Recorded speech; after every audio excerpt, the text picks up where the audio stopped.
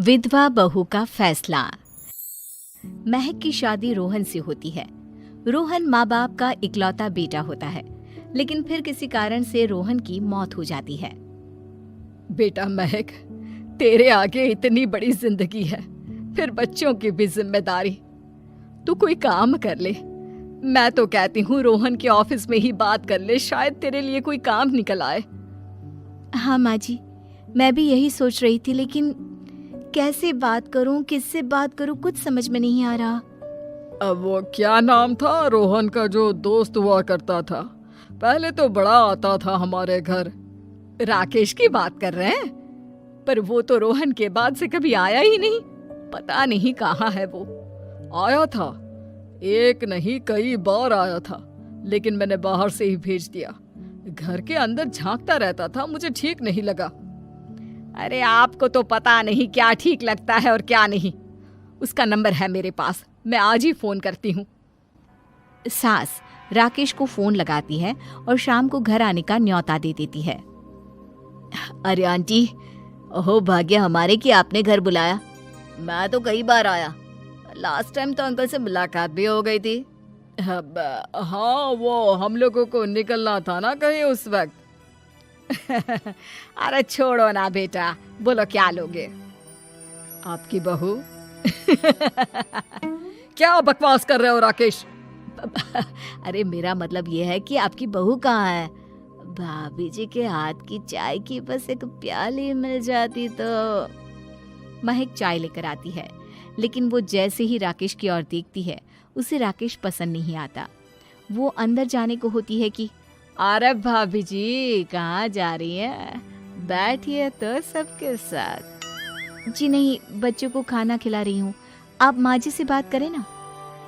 अंदर जाने के बाद सास कहती है, अरे बेटा राकेश, वो क्या है ना, वैसे तो तेरे अंकल जी की पेंशन आती है, साथ ही ऊपर 2 मंजिल मकान से किराया भी, तो हम लोगों का तो अच्छा चल जाता है। लेकिन महक, उनकी चिंता आप न करें आंटी, आदेश दें बस आप तो।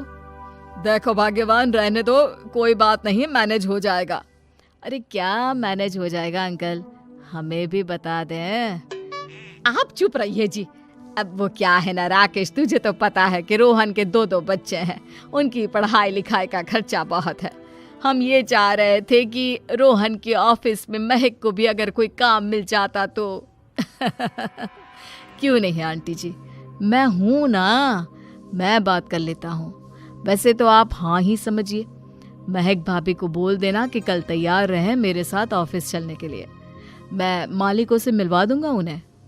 महक अंदर से सब सुन रही थी। अच्छा आंटी जी, तो चलता हूँ, कल आ जाऊंगा। अच्छा भाभी जी, तैयार रहिएगा कल। राकेश तो चला जाता है, लेकिन ससुर सास पर बरस पड़ते हैं। मुझे ये आदमी एक पैसे का पसंद नहीं है।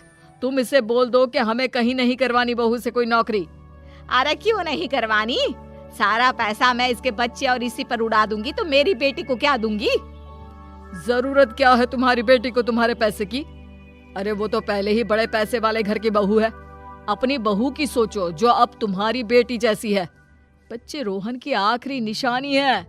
अरे अपना भाषण अपने पास रखो। सारा दिन घर पर बैठी रोटियां तोड़ेगी, तो काम करे ना कुछ बाहर जाकर। बहू सब सुन रही होती है। वो अगली सुबह बिना मन के तैयार तो हो जाती है, लेकिन जैसे ही राकेश आता है, क्या बात है भाभी जी, रेडी हैं? तो फिर चले डेट पर, मतलब इंटरव्यू पर। महक सामने आती है कि सामने ससुर जी खड़े होते हैं। हाँ महक बेटा, आओ चलते हैं, मैं भी चल रहा हूँ। ससुर को तैयार देखकर राकेश का चेहरा बन जाता है। अंकल जी, आप परेशान हो जाएंगे। अरे रहने दीजिए ना, धूप भी बहुत है। वैसे भी स्कूटर में तो 2 लोग ही बैठ सकते हैं ना। तो तुम चलो, मैं बहू के साथ अपनी कार से आ जाता हूँ। महक ससुर जी को देखकर खुश हो जाती है, उसे शांति हो जाती है। वो लोग रोहन के ऑफिस जाते हैं, जहाँ बॉस कहते हैं, नमस्ते अंकल। नमस्ते महक, कैसे हैं आप लोग? रोहन का सुनकर बहुत दुख हुआ अंकल। वैसे कैसे आना हुआ? बेटा, क्या हमारी बहू के लिए तुम्हारी ऑफिस में कोई काम मिल सकता है? हमने राकेश से इसी सिलसिले में तुमसे बात करने को कहा था। उसी के कहने पर हम दोनों तुमसे मिलने आए हैं। राकेश ने तो कोई बात नहीं की, ऊपर से उसने तो आज की छुट्टी ले रखी है, ऑफिस भी नहीं आया, बोल रहा था जरूरी काम से जाना है। महक और ससुर एक दूसरे को देखने लगते हैं।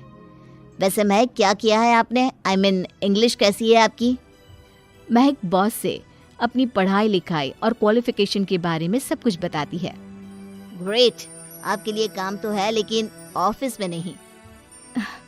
सर मेरे बच्चे छोटे हैं, मैं फील्ड में काम नहीं कर सकती हूँ।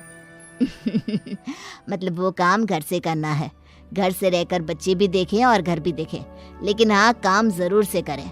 वो काम डाटा एंट्री का है, तो जब भी वक्त मिले काम करें, और इसके हम आपको अच्छे पैसे भी देंगे। महक बॉस की बात सुनकर खुश हो जाती है, उन्हें थैंक्स बोलकर घर आ जाती है। किसके साथ भेज रही थी तुम महक को?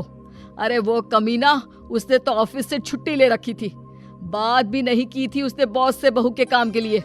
वो तो अच्छा हुआ कि मैं साथ में चला गया। हाँ ठीक है, नौकरी मिल गई ना, इतना ही काफी है। समय बीतता है और एक दिन फिर दरवाजे पर दस्तक होती है। घर पर कोई नहीं था। महक दरवाजा खोलती है, देखती है तो सामने है राकेश। नमस्ते भाभी जी। नमस्ते, घर पर कोई नहीं है, आप कल आइएगा। अरे कैसी बात कर रही हैं भाभी जी, हम तो आपकी मदद के लिए आए हैं। वो क्या है ना, अंकल जी का फोन आया था कि आपको किसी मदद की जरूरत है। महक को आश्चर्य होता है कि उसके ससुर ने राकेश को फोन क्यों किया। वो ससुर जी को फोन करती है लेकिन फोन नहीं लगता। नहीं, हम लोगों को किसी भी चीज की जरूरत नहीं है, आप जा सकते हैं। अच्छा, एक कप चाय तो पिला दीजिए। महक चाय लेकर आती है। चाय पीने के बाद, रोहन मेरा बहुत अच्छा दोस्त था, उसने मुझसे कहा था कि वो रहे ना रहे उसके घर वालों का, खास करके आपका ख्याल मुझे ही रखना है, तो मैं कल फिर आऊंगा भाभी जी। नहीं, माता पिताजी है नहीं, वो 4-5 दिन बाद आएंगे, आप उन लोगों के आने के बाद ही आइएगा। मुझे ये सब ठीक नहीं लगता। अरे छोड़िए ना भाभी जी, लोगों का तो काम है कहना। मेरा मतलब है वो तो बोलते ही रहेंगे। आता हूँ मैं कल। महक को अब गुस्सा आ जाता है। हमेशा शांत और मधुर बोलने वाली महक पहली बार जिंदगी में फैसला लेती है, और फैसला होता है राकेश को सबक सिखाने का। बड़े बेशर्म हैं आप, किसने कहा आपको कि आप आए? अरे भैया, साफ साफ बोला ना कि नहीं जरूरत है किसी की मदद की, मैं अकेले सक्षम हूँ अपना घर संभालने के लिए। आज आखिरी बार बोल रही हूँ, इस घर की तरफ आंख उठाकर भी देखा ना तो देख लेना, वरना पुलिस के हवाले कर दूंगी। निकलो यहाँ से, या धक्के मार कर निकालूं। पुलिस का नाम सुनते ही राकेश वहां से 9-2-11 हो जाता है, और महक को अपने फैसले पर गर्व होता है।